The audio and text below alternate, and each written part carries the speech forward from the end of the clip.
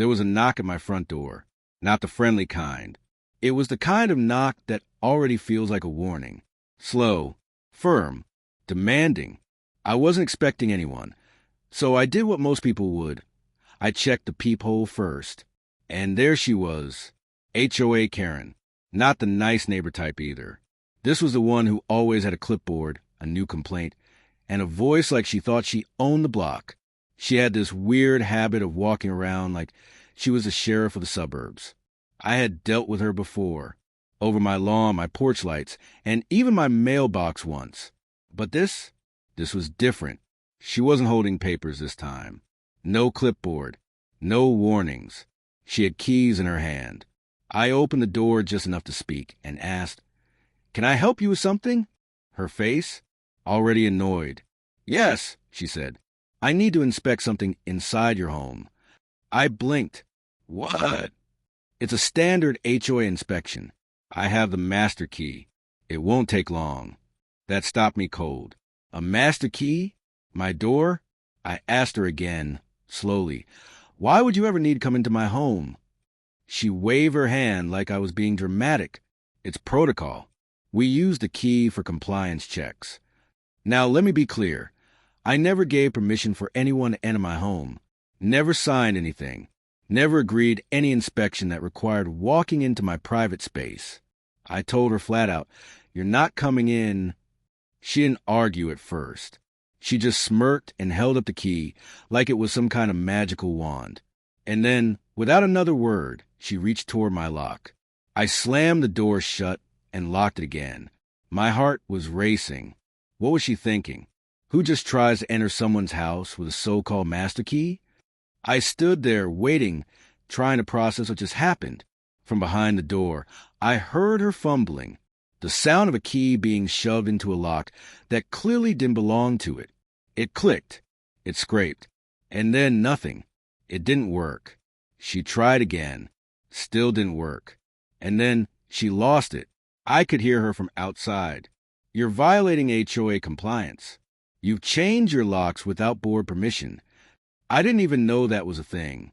Since when do I need permission to change the locks on my own house? I stayed calm, didn't open the door. But I did reach for my phone. Not to call the cops. Not yet. Because I didn't have to. Karen did that part for me. From the other side of the door, I heard her shout, "I'm calling 911. You're obstructing an official inspection." My mouth dropped open.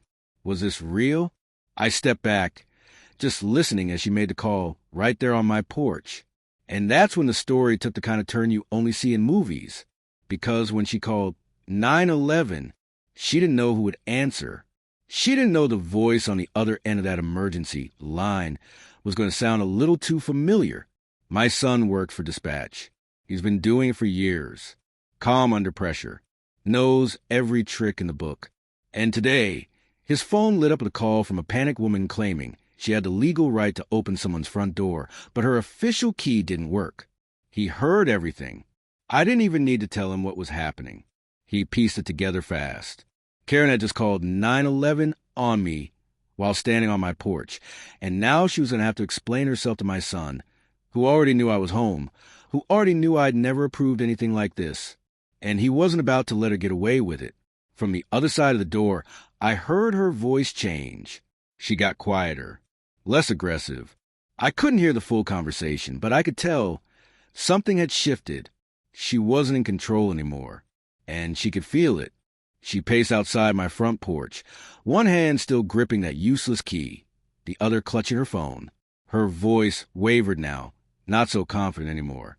I heard her say something about being on official HOA business, about homeowner refusal, and non-compliance with housing standards. But her tone wasn't sharp. It was uncertain, hesitant, like even she wasn't buying the nonsense she was spewing. Inside, I stood dead still listening. I could hear my son's voice now, too, faint but steady through the wood and glass. Calm, controlled. That was his thing. He never raised his voice. Didn't need to. He let the other person hang themselves with their own words. And Karen? She was doing just that. She was trying to explain why she thought it was okay to walk into someone's private home uninvited. She kept using words like authorized access, emergency check, and protocol, but she couldn't name a single actual emergency, couldn't point to a single document, couldn't even remember my name.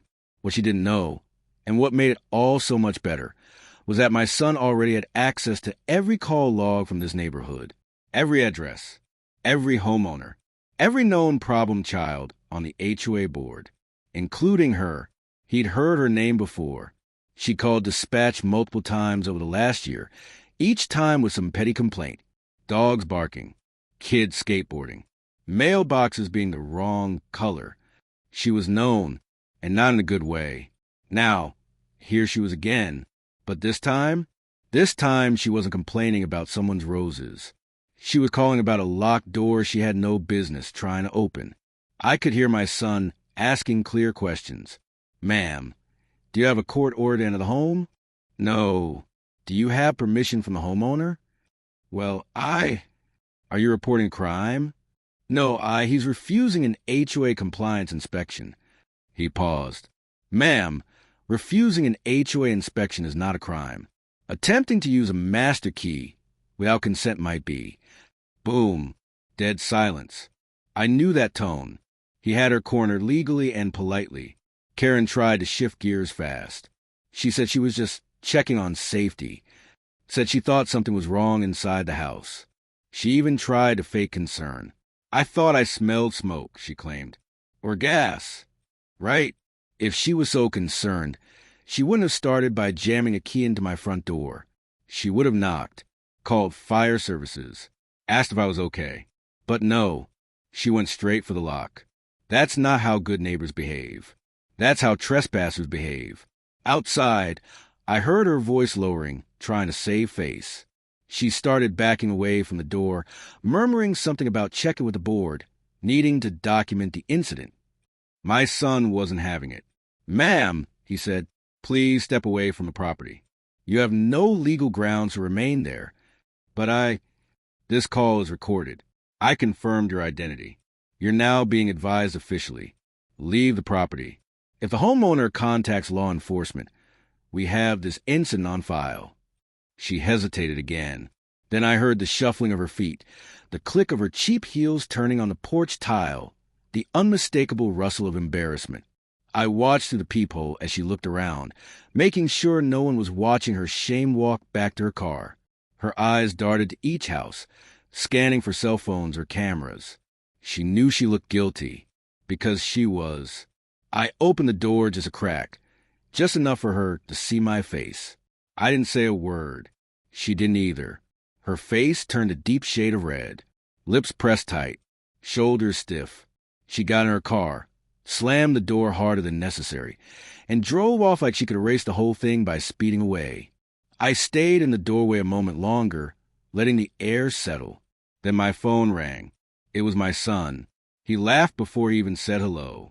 Was that who I think it was? Yep, I said. She really tried to use a master key? Sure did. He paused and added, might be time for a neighborhood meeting. She's crossing lines that don't exist.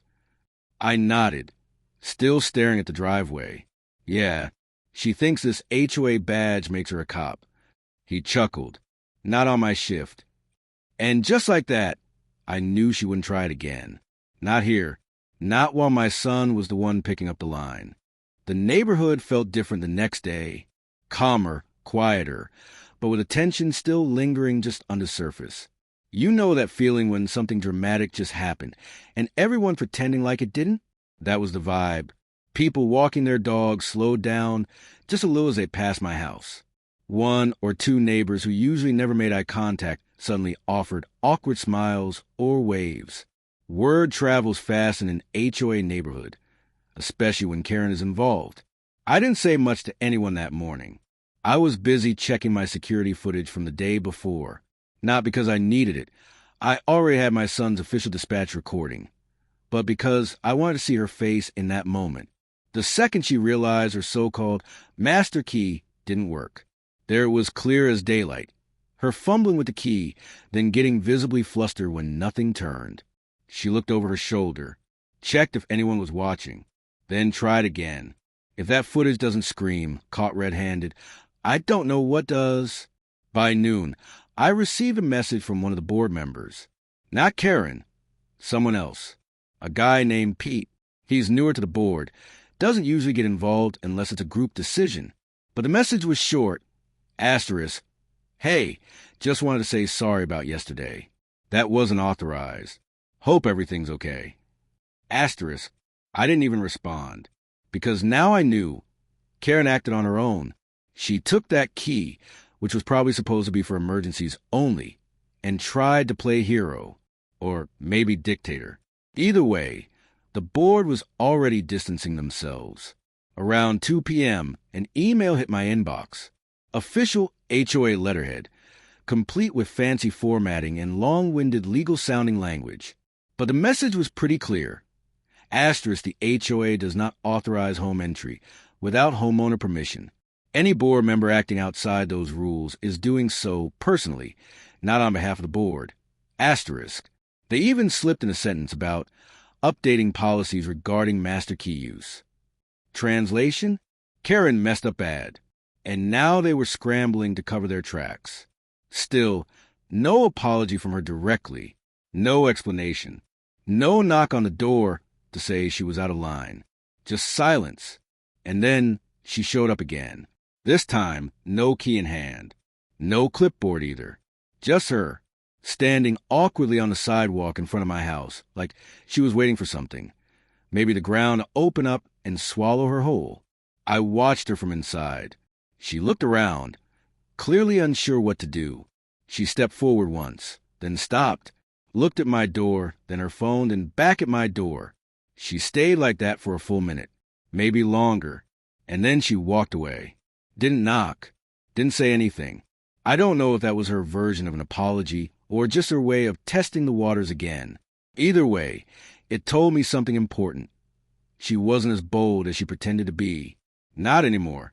Later that evening, my son stopped by for dinner. He'd been following the situation more closely than I expected. Turns out, after the call ended, he submitted a formal internal report just in case anything escalated. She's on the radar now, he said, scooping mashed potatoes onto his plate.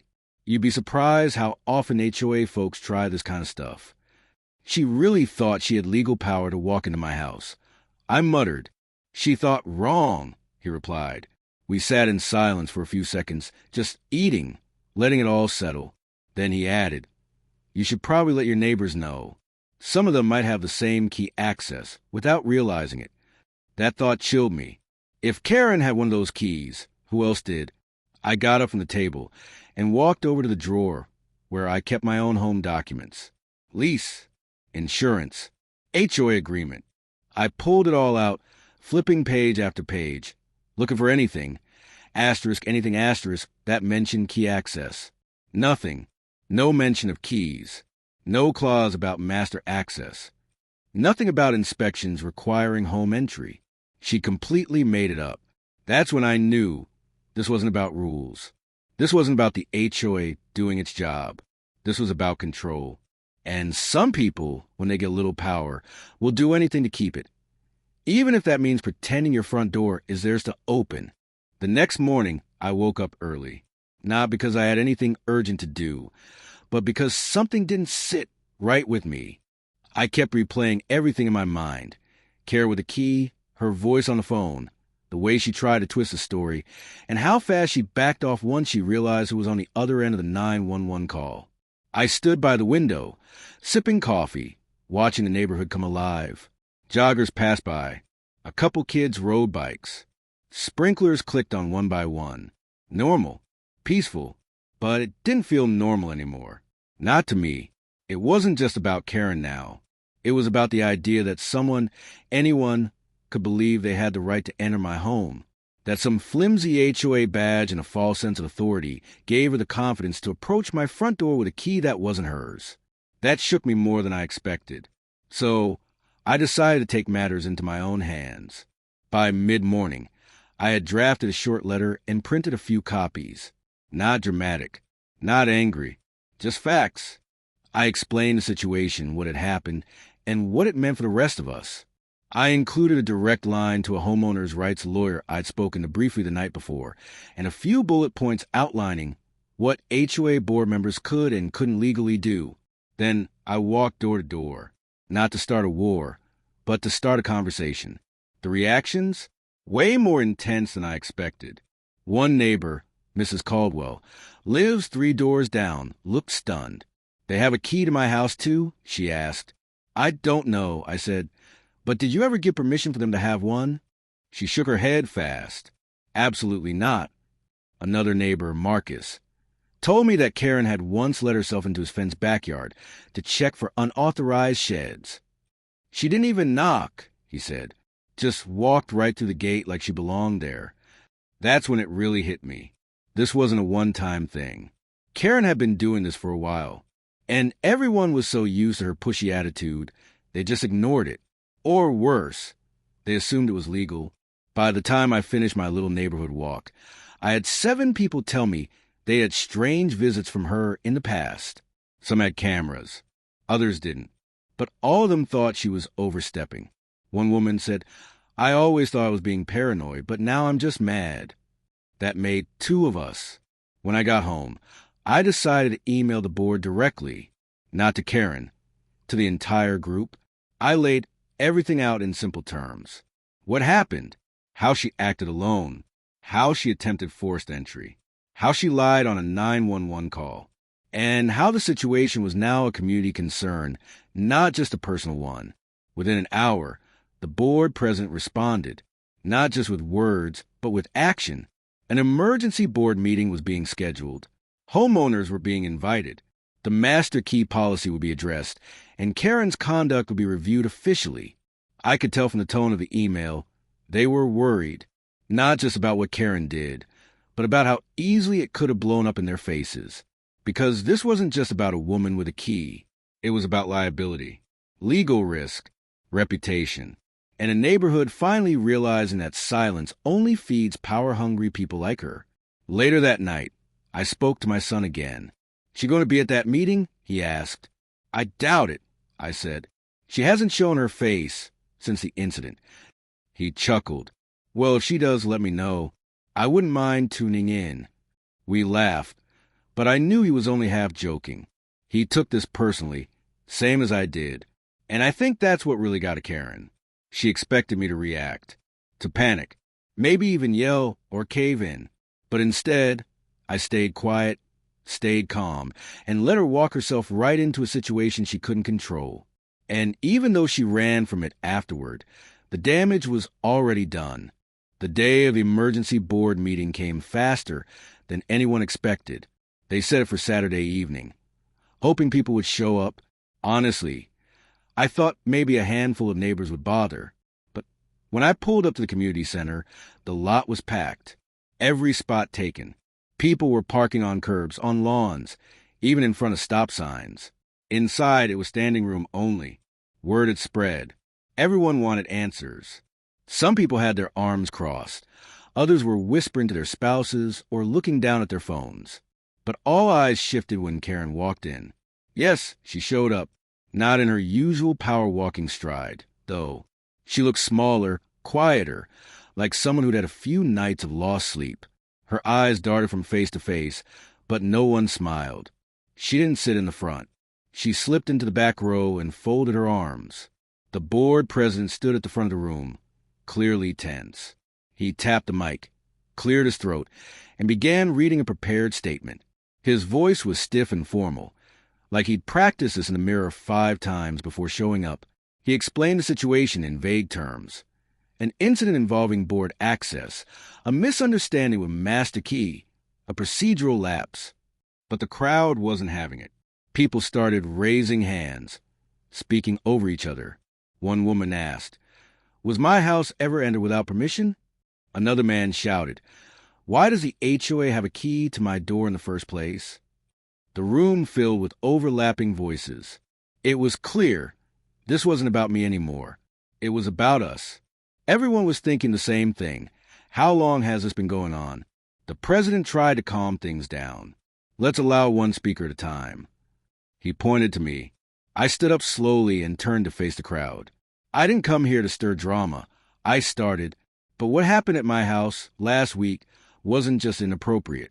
It was illegal. Karen tried to use a key to get inside my home without my consent. And when the key didn't work, she called 911. A ripple of gasps filled the room. My son happened to be the dispatcher who answered that call. That's the only reason she didn't get officers to show up at my door like I was some criminal. She lied to emergency services. And if he hadn't been on the line, who knows how this would have ended? Silence. I turned slightly, looking toward Karen at the back. She didn't move, just stared forward like I wasn't talking about her. I continued. I've since learned that multiple homeowners here have experienced similar behavior.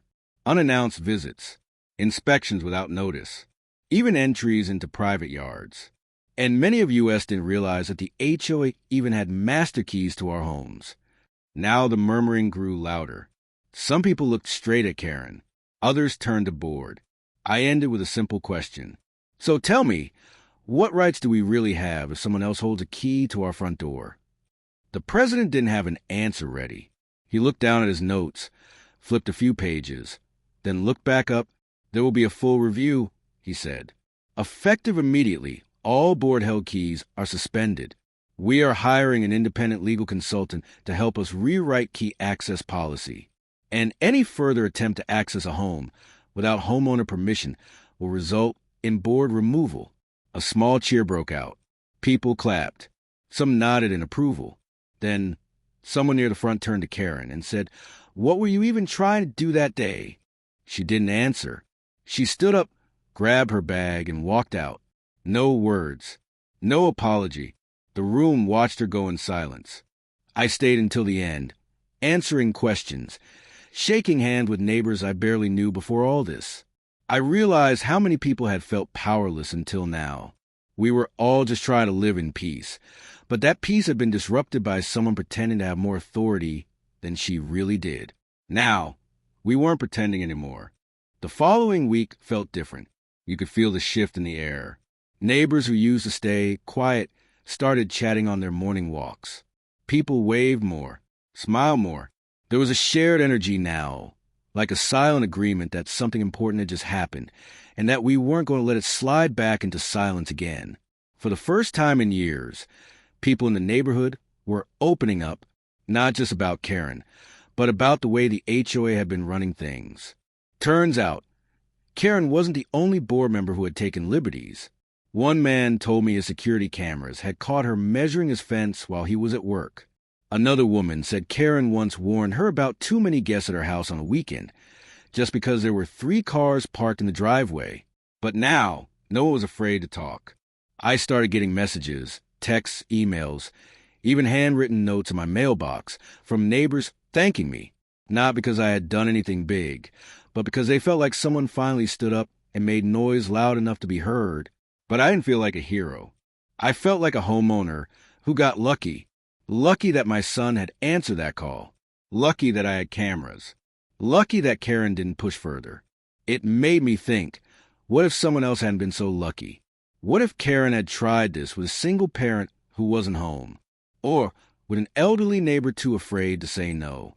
One night, I walked over to visit Mr. Turner, an older gentleman who lived a few houses down. He lived in the neighborhood the longest, almost 20 years.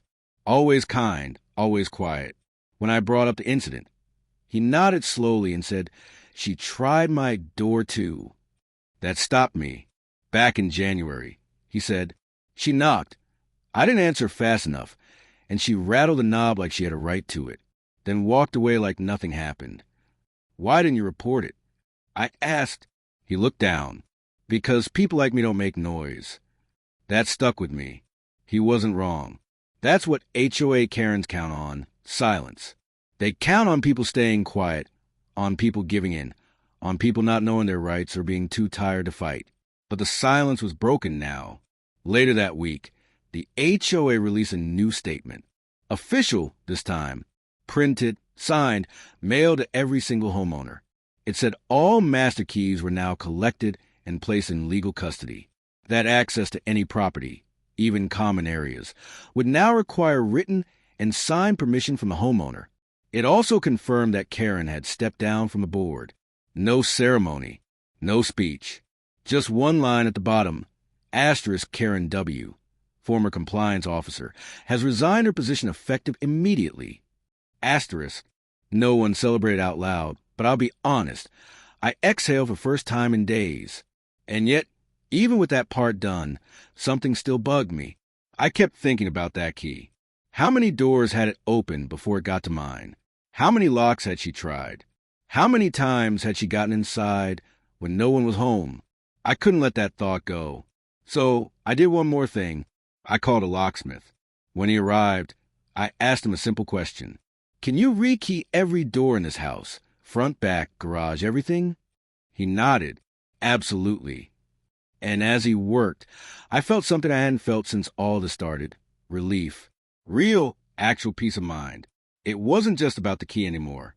It was about reclaiming the feeling that my home was mine. That no one could walk in without my say. That no one could treat my front door like it was just another box on their checklist. When he finished, he handed me a small set of new keys. They looked simple, ordinary, but to me, they felt powerful. I held them in my palm for a moment and thought, this is what security should feel like. Not fear, not confusion, not someone else holding access to your space. Just you, your lock, and your say. A few days after I got the locks changed, something unexpected happened. I was watering the front lawn early in the morning when a car I didn't recognize pulled up. Out stepped a woman I hadn't seen before, mid-30s, sharp outfit, clipboard in hand. For a second, my heart jumped. I thought, no way, not another one. She walked up slowly, not aggressive, but not exactly friendly either. She introduced herself as a representative from the new HOA legal advisory team. Apparently, after the incident, the board had hired a third-party group to reevaluate community procedures and rebuild trust. Sounded like a fancy way of saying damage control. She asked if I had a few minutes to talk. I hesitated, then said sure. We sat on the front steps. She pulled out her tablet and started asking questions. What happened that day? How it escalated? How I felt about the HOA's response so far?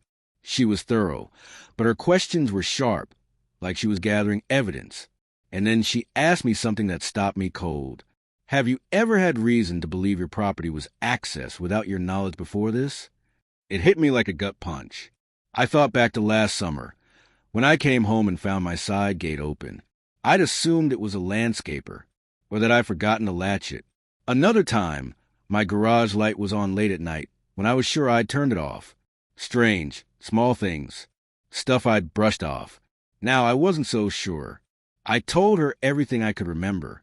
She took notes, nodded, thanked me, and handed me a small card.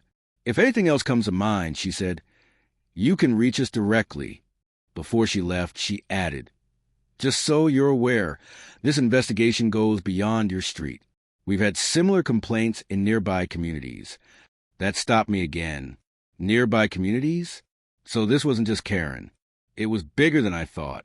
Maybe other HOAs were dealing with the same kind of power-hungry behavior. People using their title as a free pass to do whatever they wanted behind closed doors. Literally, that night, I couldn't sleep. I lay awake wondering how many people had been taken advantage of like that. People who didn't have cameras. Or adult kids working dispatch. People who just trusted that the system had limits, that there were boundaries. That privacy still meant something. The next morning, I called a neighbor I'd barely talked to before, Lena. She lived at the end of the block, kept to herself. When I told her about the legal rep's visit, she got quiet for a moment. Then she said that explained so much. She told me she'd come home from work once to find her kitchen window slightly cracked open. Nothing missing. No signs of a break-in. But she was certain she had locked it that morning. She never told anyone. Thought maybe she was just tired or forgetting things. But now, she wasn't so sure either. I thought I was imagining it, she said, but maybe I wasn't. And that's when I realized something. Kara might have stepped down. The locks might be changed. The key policy might be rewritten. But trust? That was still broken. And fixing that was going to take more than new paperwork. It would take people speaking up, not just when something huge happens, but when something small feels off, when a rule feels wrong, when a policy feels too quiet, too secretive, too convenient for someone in power. It would take neighbors actually knowing each other, not just living side by side in silence. That evening, I made a post in the community group online. I shared everything that had happened, from the failed key to the 911 call to the legal follow-up. I didn't rant. I didn't name call. I just told the truth. Within hours, the post had dozens of comments. Stories poured in. Similar experiences. Frustrations. Gratitude that someone finally pulled the curtain back. People weren't afraid anymore. The silence was cracking. And though the road ahead was still unclear, one thing was different now. Everyone was watching. And this time, no one was looking away.